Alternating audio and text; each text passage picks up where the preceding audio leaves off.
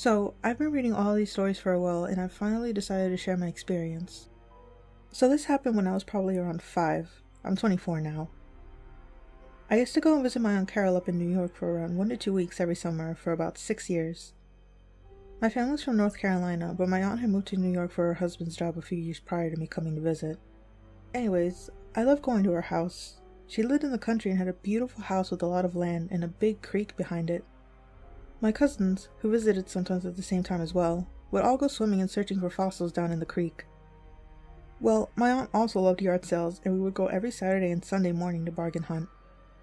Now, while my aunt and uncle had a lot of money, they were very cheap. Never went to big name grocery stores or bought anything new. Maybe that's why they had so much money.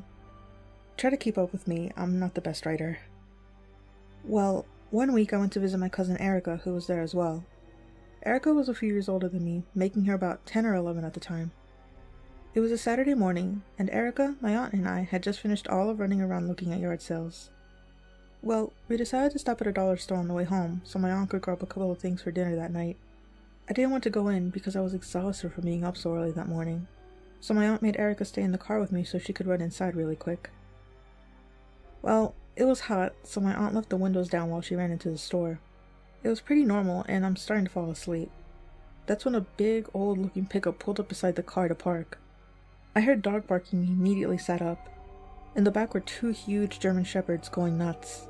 I'm talking growling and barking, but they weren't a kennel. Now, just know, German shepherds have always been my favorite breed of dog ever since I was little. In fact, I currently have 3 now that I'll post below because they're my pride and joy. Well, I was fascinated and started crawling over my cousin to get a closer look at the dogs and was talking loudly about how beautiful they were. As I'm talking and being crazy, this older looking man, I don't remember everything about him, just that he had a long black ponytail, jeans and a jean button up on, gets out. He sees me smile and just politely asks if I would like to pet them. Now remember, I said these dogs were going nuts, but me never having seen this breed so close, said yes. My cousin is telling me no and telling him that we have to wait for our aunt who's in the store. He looks around and tells my cousin it'll only take a second. Well, I unlock the car, jump out, and run to the other side to see the dogs. My cousin wastes no time locking the car back up and calling for me to come back in. I ignored her and started trying to climb in the back of the truck. Well, the man picked me up and held me while the dogs continued to bark and growl. I was smart enough not to pet them, but did admire them. He then starts asking me questions, where I was from and what I was doing that day. He told me how pretty I was and how much he liked my accent. I had a strong southern accent when I was little, and I was up north where people always used to comment on it. I do vaguely remember him looking around a lot, but being so young, didn't think it was weird. He then asked if I wanted to see pictures of the puppies his dogs had just had, but they were in his truck. Of course I wanted to see the puppies. I could barely contain how excited I was. So, he carried me to the passenger side, and right as he was about to open the door, I heard a woman scream my name. I look around, and it's my aunt running out of the store.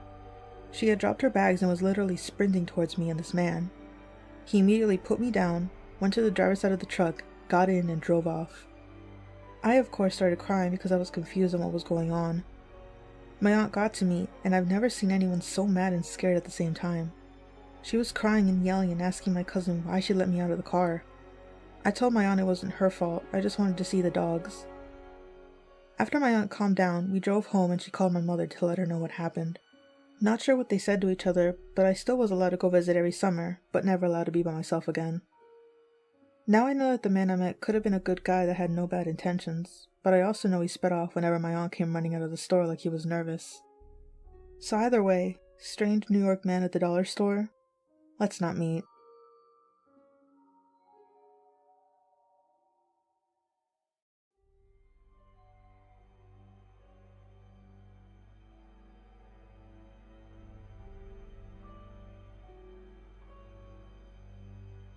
As a humanist, I try to look for opportunities to help my fellow humans, to be a living font of kindness and compassion, hopefully leaving the world nicer than when I found it. But, user Psychedelic Goat 42's similar thread in later comments says it well. There's a thin line between kindness and naivety. I also learned this the hard way. 3 to 4 years ago I was 24, and female, recently single and living happily alone. I left work at around 3 a.m., the joys of service industry, and had just given a ride home to a coworker who closed with me. It wasn't a bad part of town per se, but not the greatest. Whatever, time to head home and get some sleep myself. Patiently waiting at a red light, streets are void of cars and people. It's 3 a.m. when I notice a man and a woman stumbling down the sidewalk to my right. The man knocks on my car window and I flinch. My car doesn't have electronic anything and my window was already down an inch, but maybe they need help or something. Why else would they be staggering around at 3 a.m.? Her ankle's broken. She can't walk. The lady's kind of swaying, just out of my view, moaning either in pain or inebriation. I frown. I can call someone if you like, or there's a gas station over there. Maybe you could... The guy opens my front passenger door. My coworker hadn't locked it, and the woman staggers into my car. It happened so fast, I was stunned. Even more so when the guy squeezed in beside her, 2 people somehow fitting into the front seat of my Toyota Corolla. I was supremely conscious of the woman's leg pressing against my purse at her feet. Inside was my phone, Kindle, and wallet with all of the hard-earned money I'd made in the past 2 weeks of waiting tables, my rent, and more. They reek of alcohol and their eyes have this glaze to them. They are high as fuck. The guy tells me, "You're gonna drive us to the Kroger." You mean the Walmart just up the street? Drive. Go. Drive. Okay. I stammered and complied. Were they armed? I didn't want to find out. The guy was drinking something out of a bottle in a brown paper bag, like a class act. What would they do if I refused? They were clearly in an altered state. Unpredictable. Dangerous. Don't escalate. Don't provoke. I pressed my lips into a forced smile. I decided I would be as calm and polite as I could manage, and maybe they'd have second thoughts about murdering someone so nice. Or at least feel a little bad about it. Fuck. They tried to engage me in conversation as we drove. The woman seemed about 40, leathery skin, and quite manic. She would rattle off schizophrenic nonsense one minute, and then become incredibly lucid and well-spoken on a complex topic, like computer science, for the next. Watching her go back and forth between the 2 states was truly surreal. She told me I didn't need to be scared. They weren't going to hurt me, just needed a ride. I nodded and smiled, and continued to scream internally. The man seemed much older than she was, in his 60s, bald with wisps of white hair, maybe her uncle or father. He would only speak up to give turn-by-turn directions, and would absolutely lose his shit at me if I so much as changed lanes unexpectedly. As the neighborhood deteriorated around us, I desperately scanned the roads for a police car on patrol. I would call attention to myself somehow, run a red light, honk, swerve at him, anything to draw attention, and I would be saved, and no such luck. My passengers were becoming increasingly agitated and paranoid as we neared our destination. They could sense my fear, because the woman began to play with my hair and stroke my cheek. "Hey, don't be scared. I said we're not gonna hurt you. You're such a nice girl." She cooed in my ear. "You're so nice. Such a pretty white girl. Holy shit." The man chuckled. I see the Kroger across the street, but... "No!" they scream at me. "Turn left." Into the sketchiest apartment complex ever. My heart sank. This is how it ends, I thought. Raped, or dead, or both. They have me idle in the parking lot, and the guy gets out. "I'm gonna be right back. Make sure she don't go nowhere. We got more stops after this." Oh, hell no. The woman stays with me in the car, and the guy disappears into one of the units. This is obviously a drug deal. I highly wonder if I'm guilty of a crime now, an accessory to something. I wonder if they try to get me to come party with them later or some shit. Not going to happen. I knew that if they got me out of my car, it's the beginning of the end. Once the man leaves, the woman spreads out in the passenger seat. I think she's just making herself comfortable until her legs part suggestively and she begins the sexy slow dance in my 2008 Toyota Corolla to my immortal. She looks over at me with her most lustful set of bedroom eyes. She bites her lip and her hands travel up her thighs. She asks me, "You like what you see?" Is this really happening? Did she just proposition me while sexy dancing to Evanescence? As if this night could not get more bizarre. Luckily, my poker face is fucking strong and I suppress any reaction. I break into an apologetic smile. Oh, no, but thank you. I don't swing that way. I hastily switch one of my everyday rings to my wedding finger and hold it up with a regretful smile. I'm married, you see, and my husband's expecting me home soon.